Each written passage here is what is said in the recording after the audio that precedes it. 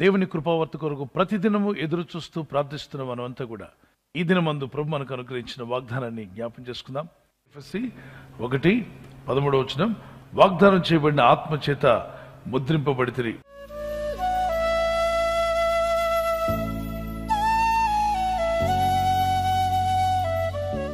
ఏమిటా వాగ్దానం చేయబడిన ఆత్మ? పరిశుద్ధాత్మ. పరిశుద్ధాత్మతో మనం ముద్రించబడ్డాము అంటున్నాడు దేవుడు. మన నుదిటి మీద ముద్ర వేయబడాలట. ఇక్కడ ముద్ర వేస్తున్నాడు.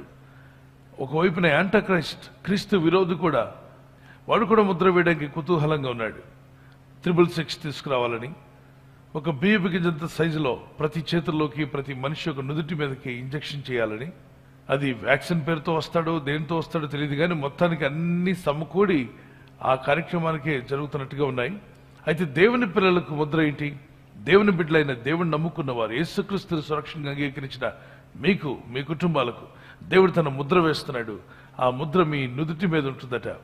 వీరు దేవునికి సంబంధించిన వారు. ఈ కుమార్తె దేవునికి సంబంధించిన కుమార్తె, ఈ కుమారుడు దేవునికి సంబంధించిన వాడు, ఈ విశ్వాసి దేవునికి సంబంధించిన వారు. మీరు ఏ సంఘానికి సంబంధించిన, ఏ పరిచర్యలో మనం ఉన్నా, ఎటువంటి ఫెలోషిప్కి వెళ్తున్నా, ఎటువంటి డినామినేషన్లో ఉంటున్నా, మనము దేవుని వారము అన్నవారు చేతి దేవునికి స్తోత్రం చెప్పండి. We belong to God. అది బయటకు కనిపించదు, దెయ్యాలకు దురాత్మలకు కనిపిస్తుంది మన మీద ఉన్నటువంటి సీల్ ఏంటో. ఒకసారి ఒక ప్రధాన యాజకుని 7 కుమారులు వెళ్ళి దెయ్యాలను వెళ్ళిపోమనంటే దెయ్యాలంటాయి, ఎవరయ్యా మీరు?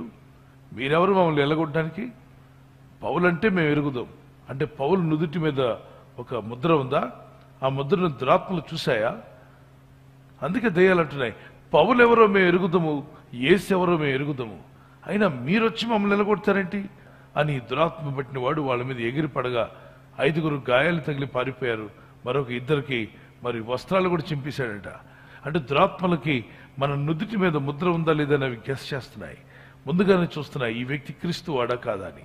అందువల్లనే రక్షింపబడి దేవుని యందు భయభక్తి కలిగి ఉండటం చాలా అవసరం. ఒక ట్యూబ్ లైట్ చూడండి, ఒక ఫ్యాన్ చూడండి, మీరు కొన్న వస్తువులు ఏమైనా ఉంటే ఆ కంపెనీ సీల్ అక్కడ ఉంటుంది. ఇది పెనాసోనిక్ అని, ఇది సోనీ కంపెనీ అని, లేదంటే మీకు తెలిసినటువంటి అనేక కంపెనీలు ఉంటాయి ప్రపంచంలో. ప్రొడక్ట్ బయటికి వెళ్ళకముందే సీల్ వేసాకే పంపిస్తారు. ఏమనంటే దిస్ ఈజ్ అవర్ ప్రొడక్ట్, మా ప్రొడక్ట్ అని. అలాగే దేవుడు కూడా ఈయన నా కుమారుడు, ఈమె నా కుమార్తె, నా యందు విశ్వాసం ఉంచిన వారని ముద్ర వేశాకే మనల్ని బయటికి పంపుతున్నాడు. ఆ ముద్రతో ఉన్నప్పుడు మనం ఎక్కడున్నా, ఏ దేశంలో ఉన్నా, కెనడాలో ఉన్నా, ఆస్ట్రేలియాలో ఉన్నా, అమెరికాలో ఉన్నా, గల్ఫ్ కంట్రీస్లో ఉన్నా, ఇజ్రాయెల్ దేశంలో ఉన్నా, ఆఫ్రికన్ కంట్రీస్లో, యూరోపియన్ కంట్రీస్, మీరు ఎక్కడన్నా ఉండనివ్వండి, యూ బిలాంగ్ టు గాడ్. అవును అన్నవారు చేతి దేవునికి స్తోత్రం చెప్పండి. Yes, you belong to God. దేవుని శీల్ మీ మీద ఉంది. ఈయన నా కుమారుడు, నా దాసుడు, వారి ఇంటిని ముట్టడానికి వీల్లేదని దురాత్మల లోకానికి, సాతాను లోకానికి ఆజ్ఞాపిస్తున్నాడు. సాతానుడా, అపవాది, నా ప్రజల మీరు ముట్టడానికి వీల్లేదు. వస్తున్న తెగుళ్ళకు కూడా చెప్తున్నాడు, తెగుళ్ళు మా ప్రజల మీద ముట్టడానికి వీల్లేదని. కనుక మన నిర్లక్ష్యంగా ఉండక దేవుని ముద్ర గలవారుగా జీవిద్దాం. తప్పక ఈరోజు ఒక తీర్మానం చేసుకోండి. ప్రభా, నువ్వు నన్ను ముద్రిస్తున్నావు, నీ ముద్ర కలిగి నేను జీవిస్తాను. నేనే కాదు, నా కుటుంబం, నా ఇంటి వారు, మేమంతా దేవుని ముద్ర గలవారుగా ఉండాలి. ఆయన ముద్ర మా మీద ఉన్నప్పుడు దురాత్మలు మమ్మల్ని ముట్టవు, చీకటి శక్తులు ముట్టవు, పాతాళ అంధకార శక్తులు ఏవి కూడా మమ్మల్ని ముట్టలేవు అన్నవారు దేవునికి స్తోత్రం చెప్పగలమా? ఆమేన్. అదే ముద్రతో మనం ముందుకు వెళ్దాం. యేసు ప్రభువుకు సమాధిని రోమా వాళ్ళతో చెప్పి ఆ సమాధికి బండకు సీల్ వేశారు, రోమన్స్ యొక్క సీల్. అది తీసేస్తే ఆ వ్యక్తులకు భయంకరమైన శిక్ష ఉంటుంది. కానీ యేసు ప్రభు యొక్క రాకడలో మానవులు వేసిన సీల్ బ్రేక్ అయిపోయింది. యేసు క్రీస్తు ప్రభు వారు మృతుల్లోని తిరిగి లేచినట్టుగా మనం చూస్తున్నాం. మత్తయి సువార్త 27:26 నుండి ఒక గవర్నమెంట్ వారు వేసిన సీల్ని బ్రేక్ చేస్తే ఆ వ్యక్తి నేరస్తుడు అవుతాడు. అలాగే దేవుడు వేసిన సీల్ని మనం బ్రేక్ చేస్తే మనం దేవుని దృష్టిలో నేరస్తులు అవుతాం. పరిశుద్ధాత్మతో ముద్రించబడ్డాం. ఈ ఆత్మదేవుణ్ణి మనం దుఃఖపరుస్తూ ఉంటే ఆ సీల్ని మనం బ్రేక్ చేస్తున్నాం. అందుకే ఒక్కసారి వెలిగించబడ్డాక, రాబోయే యుగ సంబంధమైన శక్తులను ఎదిగిన తర్వాత, పరిశుద్ధాత్మతో నింపబడ్డాక మరలా ఆ వ్యక్తి తప్పిపోతాయి.